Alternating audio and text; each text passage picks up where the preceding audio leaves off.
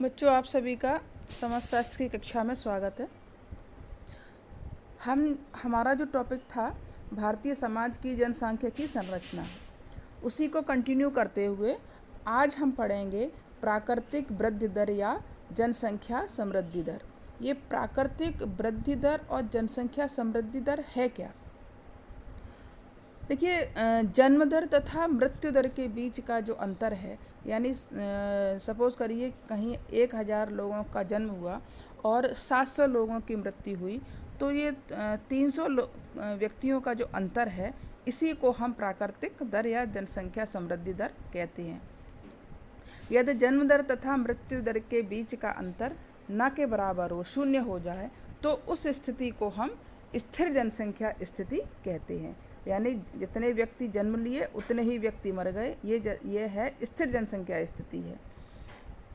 जनसंख्या की स्थिति में माना जाता है कि जनसंख्या प्रतिस्थापन स्तर पर पहुंच गई है। जितने पैदा हो रहे हैं उतने ही एक्सपायर कर रहे हैं, तो क्या हम बोलते हैं कि जनसंख्या प्रतिस्थापन स्तर पर पहुंच गई है।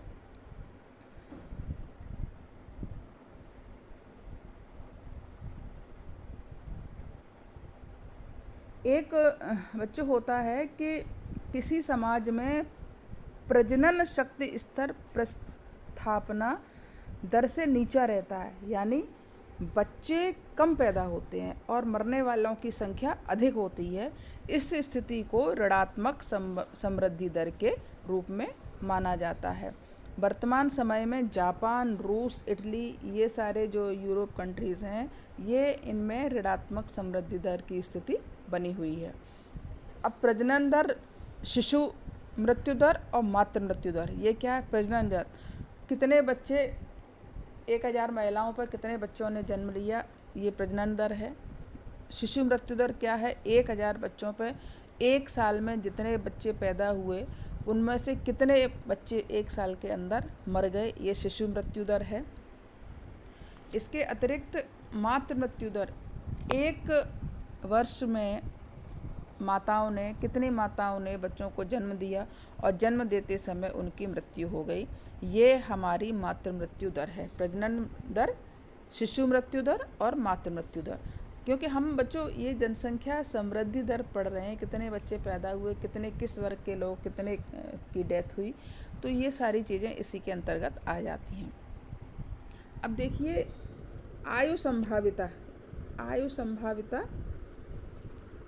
संभाविता से आशा है कि एक सामान्य व्यक्ति अनुमानतः कितने वर्ष तक जीवित रहता है। एक औसत आयु हम निकालते हैं, लेकिन ये कुछ भ्रामक स्थिति रहती है इसकी, लेकिन फिर भी एक परसेंटेज निकाला जाता है कि एक व्यक्ति की औसत आयु कितनी है।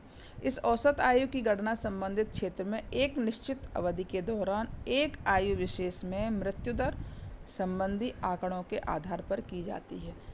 यानी हम एक विशेष वर्ग के लोगों को लेते हैं और देखते हैं कि उस वर्ग के लोगों में कितने लोग मरे, उसी से हम इसका परसेंटेज निकालते हैं। स्त्री पुरुष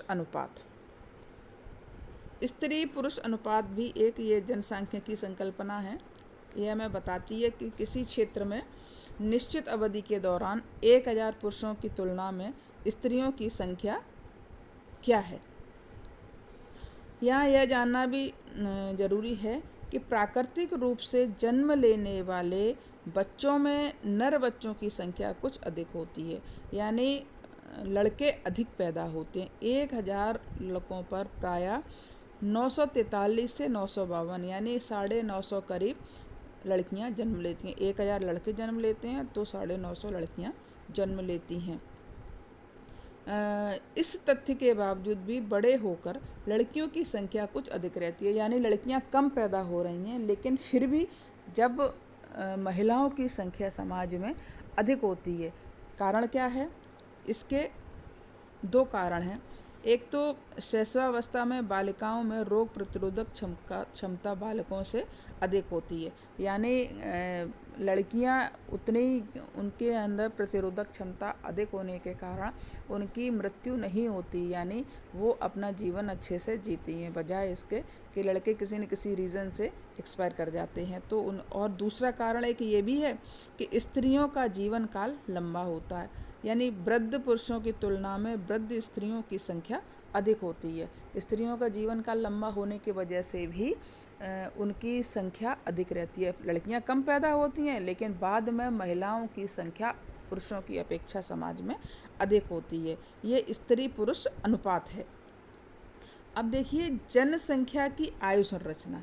ये जनसंख्या की आयु संरचना से क्या मतलब है? इससे तात्पर्य है कुल जनसंख्या में अलग अलग आयु वर्गों के व्यक्तियों का अनुपात क्या है। यानी देश की जो पूरी जनसंख्या है उसमें अलग अलग एज ग्रुप के लोगों का अनुपात क्या है। इसी को यह आयु संरचना प्रायः बदलती रहती है।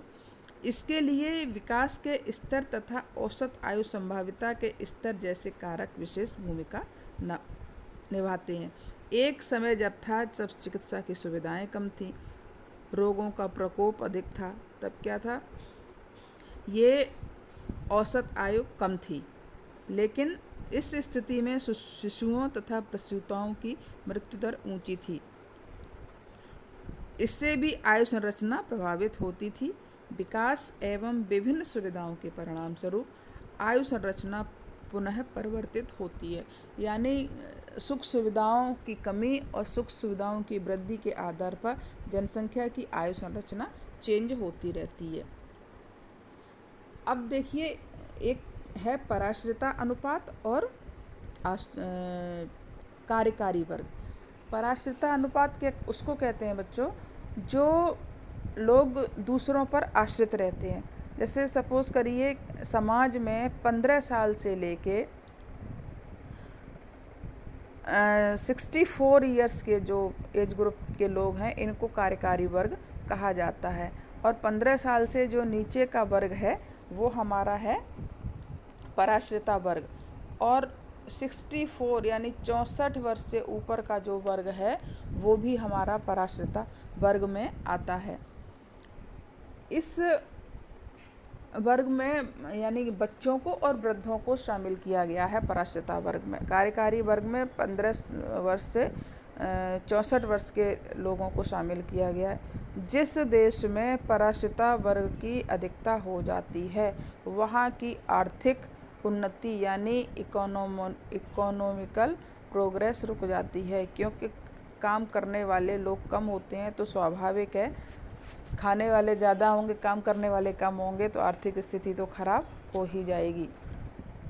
और और जहाँ पर कार्यकारी वर्ग अधिक होता है यानी 15 से लेकर 64 वर्ष के बीच के लोगों की संख्या अधिक होती है, वहाँ पर देश उन्नति की ओर बढ़ता है, क्योंकि कार्य करने वाले अधिक हैं, आर्थिक स्थिति दृढ़ हो जाती है देश की।